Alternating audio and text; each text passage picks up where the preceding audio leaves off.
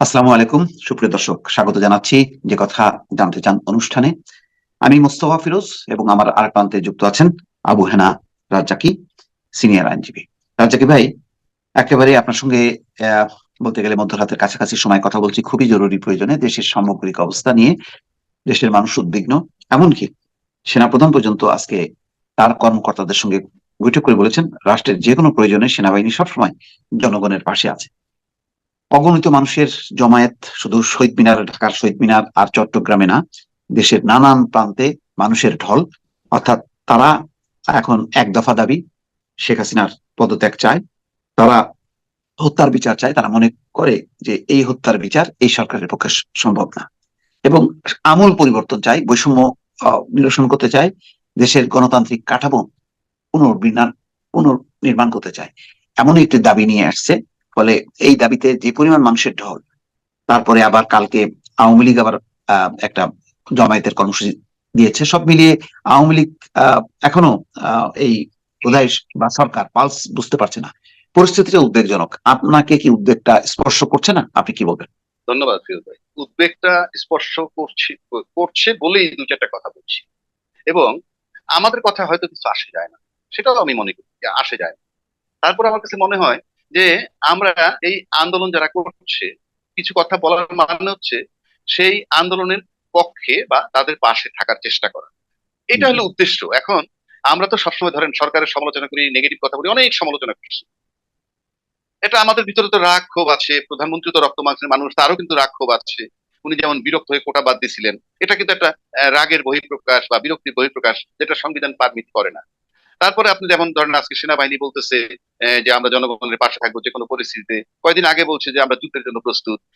একটা সেনাবাহিনী কিন্তু, ইনফ্যাক্ট সেনাবাহিনী টার্মটাই কিন্তু বহির্বিশ্বের সাথে রিলেটেড। অর্থাৎ আমরা যখন বাইরের কারো দ্বারা আক্রান্ত হব, তখনই সেনাবাহিনী। হুম, হুম, এছাড়া হুম। যেটা থাকবেন সেটা হয়তো এইড টু সিভিল গভর্নমেন্ট অথবা বিভিন্ন দুর্যোগপূর্ণ মুহূর্তে। কিন্তু সেই হিসাবে এখানে এই পরিস্থিতি আসার মানে হচ্ছে এখন আন্দোলনটা যে জায়গায় গেছে, এই জায়গা থেকে এই আন্দোলন দমন করতে গেলে একটাই হয়, সেটা হলো শুধু মানুষ মারা। আর কোনো রাস্তা নাই। যেমন প্রধানমন্ত্রী 2-3 দিন আগে, গতকালকে বোধহয় বলছেন যে গণভবন খোলা রেখেছেন, সমন্বয়কারীরা আসবে, তাদের জন্য খোলা, হুম, হুম, প্রয়োজনে তাদের বাবা মা নিয়ে আসতে পারে। এখন সমন্বয়কারী কারা? ছাত্র। এখন ছাত্র কয়জন সমন্বয়কারীর সাথে? এখন হাজার হাজার লাখ লাখ ছাত্র নামছে। এখন এই লাখ লাখ ছাত্র, যদি 1 লাখ ছাত্র না, বেশি না, মাত্র 20,000 ছাত্রই যদি বলে যে আমরা আমাদের বাবা মা সহ 60,000 হবো, বাবা মা সহ, এই 60,000 লোককে কি উনি গণভবনে যাইতে দিবেন? দিবেন না। আসলে উনি সমাধান করতে চাচ্ছেন, আমার কাছে মনে হয়, কোনো সন্দেহ নাই। কারণ যে ক্রাইসিসে পড়ে এতদিন হয়তো ওনার ভিতরে একটা বদ্ধমূল ধারণা ছিল, যে স্টাইলে চলে আসছে, যে এখন তো সেই জিনিসটা খাচ্ছে না কোনো কারণে। একই রীতিতে তো 16 বছর দমাই আসছে। এখানে ভিন্ন কিছু হয় নাই। এখন স্ফুলিঙ্গের এর মতো হয়ে গেল কেন? এই যে ছাত্রদেরকে বুঝতে না পারাটা, তাদের মানসিকতাটা বুঝতে না পারাটা। একটা ছাত্রের বয়স কত? আমরা যত বাড়াই ধরি ছাত্রের বয়স, এখানে 22, 23, 24, 25, 26, আরো বাড়াইলাম 30। আর মাননীয় প্রধানমন্ত্রীর বয়স 80 কোথায়? মাননীয় প্রধানমন্ত্রী যে মেধা, ব্রেইন, ওই বাচ্চার ব্রেইন কি এক? এই বাচ্চাকে বুঝতে হলে তো বাচ্চার জায়গাটায় নেমে আসতে হবে। আমরা কি সেটা পেরেছি নামতে? পারি নাই। আমরা কি করলাম? হুম, আমরা পুলিশ নামাইলাম, হুম, আর্মি নামাইলাম। যেমন ধরেন 14 দলের সাথে বৈঠক করছে মাননীয় প্রধানমন্ত্রী কিছুদিন আগে। এটা হয়তো এই রাজনৈতিক ক্রাইসিস মনে করে নিবসছেন, ভালো কথা, উদ্যোগ ভালো, কিন্তু এই 14 দল কারা? ওই আওয়ামী লীগ বাদে আরো 13টা দল। এই 13টা দল আর ওনারটা মিলে তো একটা দল, এবং সেই 14 দলের নেতা তো উনি। হুম, হুম। তাহলে এখান থেকে বাড়তে কি আসবে? আমরা মাননীয় প্রধানমন্ত্রী কি করলেন? পুলিশের চিফ বলেন, র্যাবের চিফ বলেন, আর্মি চিফ বলেন, অবশ্যই তাদের সাথে যোগাযোগ হচ্ছে টাইম টু টাইম। কিন্তু যোগাযোগটা হওয়া উচিত ছিল পলিটিশিয়ানদের সাথে। উনি তো হুম। রাজনৈতিক ব্যক্তিত্ব, ওনার বাবা রাজনৈতিক ব্যক্তিত্ব, উনি নিজে রাজনৈতিক ব্যক্তিত্ব। সেক্ষেত্রে আলোচনা করার উচিত কার সাথে? রাজনৈতিক ব্যক্তিত্বদের সাথে। সর্বদলীয় কারণ রাজনৈতিক বৈঠক আপনারাই ডাকা বলছেন উচিত ছিল, মাঠে কেননা এখন ছাত্রদের পাশে। সবাই মনে করে হ্যাঁ, সবাই মনে করে যে নির্বাচন নিলে বিরোধী পক্ষ জিততে পারতো। তাহলে সবাইকে না নিয়ে আলোচনা করে নিজেরা নিজেরা আলোচনা করে ডিসিশন নিচ্ছে কেন? আমি আমি আমি তো সে জায়গাটাই বলছি যে আপনি যদি সব দলকে ডাকতেন, আপনারাই তো বলতেছেন আন্দোলনে এখন সব দল আছে। আন্দোলনের সব দল আছে, জামাত আছে, বিএনপি আছে, হুম, মাহমুদুর হুম, রহমান মান্নারা আছে, XYZ যারা ছোটখাটো দল আছে, সবই আছে হুম, হুম, আন্দোলনে। তাহলে তো আপনার বেছে বেছে অন্তত 20-50টা লোকের সাথে মিটিং করা যেতে পারে। এখানে আমি পুলিশের সাথে হুম, হুম। মিটিং করার প্রয়োজন নাই, এখানে আমার আর্মির সাথে মিটিং করার প্রয়োজন নাই। আমি তো আজকে আর্মি মাঠে নামুক, পুলিশ মাঠে নামুক, আমি নিশ্চিত করে বলতে পারি কেউ রক্তপাত চায় না। এখন চাকরি করে, সেজন্য হয়তো পালন করতে গিয়ে অনেক কিছু হতে পারে। তার বিরুদ্ধে আমরা যেমন, প্রধানমন্ত্রী যেমন বলেন, অনেক আছে উস্কানি দেয় যে এই আন্দোলন চাঙ্গা করার জন্য। একইভাবে কিন্তু কিছু উস্কানিওয়ালা লোকও আছে আপনার বাহিনীর মধ্যে, যারা অনেক সময় ভালো লাগে কিছু একটা ঘটাইতে। তো এই আপনি আন্দোলনের মাঠে অস্ত্র নিয়ে গিয়ে যাই ঘটাবেন না কেন, সেটা কিন্তু রক্তপাতের সহায়ক হয়। সুতরাং আমি মনে করি প্রধানমন্ত্রী আজকে যেমন সমন্বয়কদের ডাকছেন, এই ডাকাটা অনেক আগে ডাকা উচিত ছিল। এবং আমি সবচেয়ে বেশি ব্লেম দিব দুইজন ব্যক্তিকে প্রধানমন্ত্রী। একজন হলো আনিসুল হক সাহেব আইনমন্ত্রী, আরেকজন হলো তার অ্যাটর্নি জেনারেল। আমার কাছে জাস্ট আইনের বিষয়ে তাদেরকে ডাফার মনে হয়। কারণ হাইকোর্টের জাজমেন্টের পরেই প্রধানমন্ত্রী এই কোটা সংস্কার করে ফেলতে পারতেন। সেখান থেকে কি বুদ্ধি দিয়া কেন এখানে নিয়ে আসলো? এখন দেখেন, একটা কথা আছে, কয় কিল তোর দৌড় আমার। আজকে দেখেন, কিল তোর দৌড় আমার সমস্ত লোড কিন্তু প্রধানমন্ত্রীর উপরে, আর কিন্তু কারোর উপরে কোনো লোড নাই। ওবায়দুল কাদের সাহেব কি চিন্তা করতেছেন? যা মন চায় তাই বলতেছেন। শামীম ওসমান সাহেব খেলা হবে বলে দেশ ছেড়ে চলে গেলেন, এখন হয়তো বিদেশে বেশি ওভারসিজ খেলবেন। মানে এই কথাগুলো ছিল আনকালচার, এবং একটা অরাজনৈতিক ব্যক্তি হলে যেটা হয়, মাস্তান টাইপের লোককে লালন পালন করলে যেটা হয়। তো প্রধানমন্ত্রীকে আমি আবারও এখন এই ক্রান্তিক লগ্নে রিকোয়েস্ট করব, আমার ছোট মানুষ আমি, আপনার কাছে আল্লাহর দয়া, আপনারও বয়স হয়েছে, এবং আপনি এই 5 বছর যদি জানো, এরপরে আপনার ইলেকশন করতেও পারবেন না, বয়স পারমিট করে না, বডি পারমিট করে না, কারণ সবকিছু শেষ আছে। আর মানুষ যখন টানা ক্ষমতায় 15-16 বছর থাকে, একটা এনার্কিজম তার ভিতরে আসতেই পারে। আর মানুষ মাত্র লোভমোহ আছে, আপনি লোভমোহের ঊর্ধ্বে নন। সুতরাং আপনার থাকতে ইচ্ছা করতে পারেই পাওয়ারে, এটা আমি কি খুব দোষের মনে করি তা না। আমারও তো মনে হয় যে আমার যদি কালকে নিয়ে মন্ত্রী বানাইতো, আমার কাছে ভালো লাগতো। সেটা আমি অস্বীকার করছি না, কিন্তু আল্লাহ পাক তো আপনাকে দিছে সুযোগ, 16টা বছর চালাইছেন। আপনার তো এখন চিন্তা ভাবনা করা উচিত যে আজকে শাহবাগ মোড়ে যে ছাত্রগুলা দাঁড়ায় আছে, ছাত্রের সাথে মা বাবা, শাহবাগ মোড়, হাইওয়েতে, এলিফেন্ট রোড, শহীদ মিনার, মিরপুর 10 নম্বর, আবার দেখলাম ইয়েরা বেরোয় আসছে, রিটায়ার্ড আর্মি অফিসারের বউ বউ পুত্র স্ত্রী পুত্র কন্যা সব বেরোয় আসছেন, বিয়ে হয়েছে। আচ্ছা, শান্তিপূর্ণ অবস্থানে যদি আপনি ধরেন, এই লোকগুলো চুপচাপ বসে থাকে, আর আপনি গণভবনে বসে থাকলেন সব অচল, আপনি কতক্ষণ এভাবে চলতে পারবেন? সুতরাং আমি রিকোয়েস্ট করব, আপনি এখনো সর্বদলীয়, আপনি সব দলের ইয়ের সাথে বোঝেন, প্রয়োজনে আপনি আলোচনা করে দেখেন, যদি আপনার খুব পিসফুলি সরে গেলে রাষ্ট্র ভালো থাকে, দেশ ভালো থাকে, আপনি কেন করবেন না মাননীয় প্রধানমন্ত্রী? আপনি তো দেশের মঙ্গল চান, জনগণের মঙ্গল চান, আপনি এটা করেন। আমার কাছে আমি আপনার সাথে রাগান্বিত কথা বলছি। আমি একটু ইন্টারাপ্ট করি। দেখেন, আপনি এই আন্দোলন শুরুতেই আপনি তাদের সাথে আলোচনা না করে আপনি বলছেন যে জামাত বিএনপির এখানে ইন্ধন আছে, এদের ভূত আছে এখানে, এটা আপনি আবিষ্কার করা শুরু করলেন। ওকে, ঠিক আছে, জামাত বিএনপি যদি ইনভলভ থাকে আর এটা যদি সত্যি সত্যি সংকট, সে তো এটা তো বোঝাই যাচ্ছে যে ছাত্রদের এই আন্দোলনে মানুষ সাড়া দিছে এবং তারা কলাপস করে ফেলছে, এত মানুষ মারা গেছে।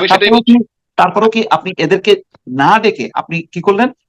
বহুজনকে গ্রেপ্তার করে পাঠিয়ে দিলেন। আচ্ছা, তারপরেও তো বাইরে কিছু বিএনপি অন্যান্য দলের নেতারা আছে, বাম রাজনৈতিক দল আছে, আপনি ডাকছেন না কেন? কথা বলতে সমস্যাটা আমি কি? তো সেটাই বলছি। আপনি একটা জিনিস চিন্তা করে দেখেন, আজকে মুক্তিযোদ্ধারা মাঠে নামছে, আপনি ভাবেন, জিনিসটা ভাবেন, মুক্তিযোদ্ধারাও মাঠে নামছে, কারা কার বিরুদ্ধে নামলো? মুক্তিযোদ্ধারা মাঠে নামা মানে জাতির জনক বঙ্গবন্ধু এবং তার কন্যা শেখ হাসিনা, তাদের বিরুদ্ধে তারা মাঠে নামছে। কারণ আন্দোলনের সমর্থন করাই মানে তাদের বিরুদ্ধে, এটা বেদনাদায়ক। আমি যতই রাগ হই না কেন, আমার রাগে কিছু আসে যায় না। আমি ক্ষোভ নিয়ে, আমি টকশো করি অনেক টিভিতে, ক্ষোভ টোভ নিয়ে অনেক কথা বলছি, কিন্তু আজকে আমি মাননীয় প্রধানমন্ত্রী দূর থেকে আপনাকে উপদেশ দিতে চাই যে আপনি এখনো সমাধান করতে পারেন। আপনি শুধু ভাববেন এইটাই যে আপনি একটা সুন্দর পথ সমাধান বের করেন, এবং আপনি যদি চলে যান, আপনি চলে যেতে পারেন। আল্লাহ পাক আপনাকে তো রাখছে অনেকদিন, আপনি তো পাক্কা 20 বছর ক্ষমতার স্বাদ পেয়েছেন, তারপরে পিতৃ হত্যার প্রতিশোধ নিছেন, আপনার ভাই হত্যার প্রতিশোধ নিছেন। মানে একটা মানুষের জীবনে অর্জন আর কত চাই? সবসময় তো একরকম থাকবে না। আমি কিছু নাই, আমিও কিন্তু আজকে যে কথাগুলো বলতেছি 5 বছর পরে বলতে পারবো না। আমার কাছে মনে হয় আপনি মানবিক কারণে পুরা দেশের জাতির দিকে তাকাইয়া, এই পুত্র কন্যা যারা মারা যাচ্ছে, তারা তাদের মায়ের বুকটা কেমন, আমি এক মায়ের কান্না শুনলাম, মা বলছে আপনি আপনার বাবা মা হারাইছেন মাননীয় প্রধানমন্ত্রী, সেটা হলো আপনি আপনার মা বাবা হারাইছেন, কিন্তু সন্তান হারানোর বেদনা কিন্তু মা বাবা হারানোর চেয়ে বেশি।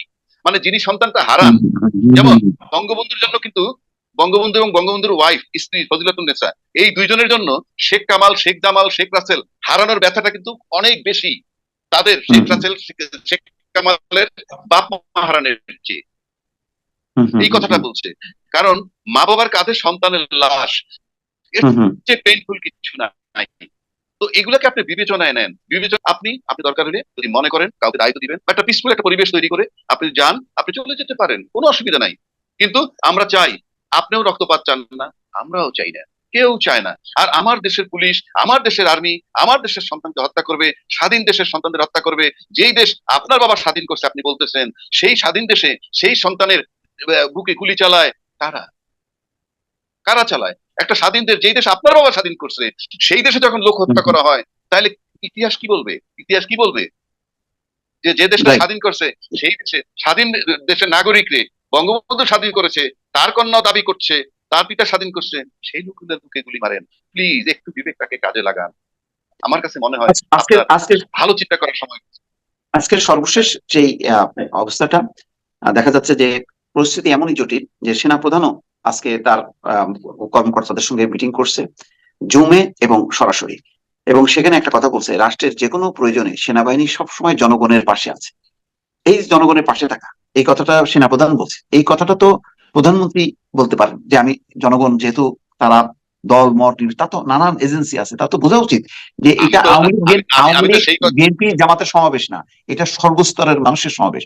তো সুতরাং তিনিও তো হ্যাঁ, জনতার পাশে থাকতে পারতেন, আজকে সেনাপ্রধান যে কথাটি আমি বলছেন। আমি তো সেটাই বলতেছি, বরং আজকে নিরাপত্তার নামে আর্মি পুলিশ সবাই মিলে গণভবনকে পাহারা দিবে এবং সেখানে সমস্ত রাজনীতিবিদদেরকে ডাকা হবে, রাজনীতিবিদরা যাবে।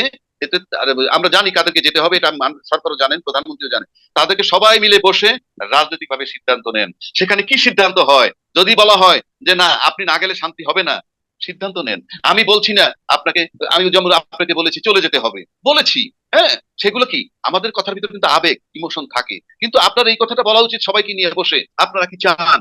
সবাই যদি বলে আপনি গেলে শান্তি হবে, আচ্ছা লজিক দেন, বুঝান, যৌক্তিক ভাবে আলোচনা করেন, আলোচনার পরে সিদ্ধান্ত নেন। রক্তপাত হুম, করেন না, আল্লাহ পাক সব সহ্য করে, কিন্তু হত্যা পছন্দ করেন না। এটা কিন্তু আমি পরিষ্কার ভাবে বলে দিতে পারি। সুতরাং আমার কাছে মনে হয় মাননীয় প্রধানমন্ত্রী, আপনি, আবারও বলছি, আপনি অনেকগুলো লোককে নিবেন। আপনি যারা মাঠে আছে, আমি দেখছি অনেক লোক আছে, এই ধরেন আওয়ামী দলীয় লোক আছে, মান্না সাহেব বলেন, সাকি সাহেব বলেন, ছোট দেখেন না কাউকে, আসিফ নজরুল সাহেব আছে, তারপরে বামপন্থী আছে, আপনার দলের অন্যান্য যারা আছে, আপনার হুম, দলের হুম, হুম, ভিতরে ভালো লয়ার আছে, ভালো বুঝে এরকম লোক আছে। আপনি যদি আমাদের মতো লোককে ডাকেন আমরাও যাব, কেন হুম, হুম, হুম। যাবো না? আপনি আমাকে অবহেলা করেন না।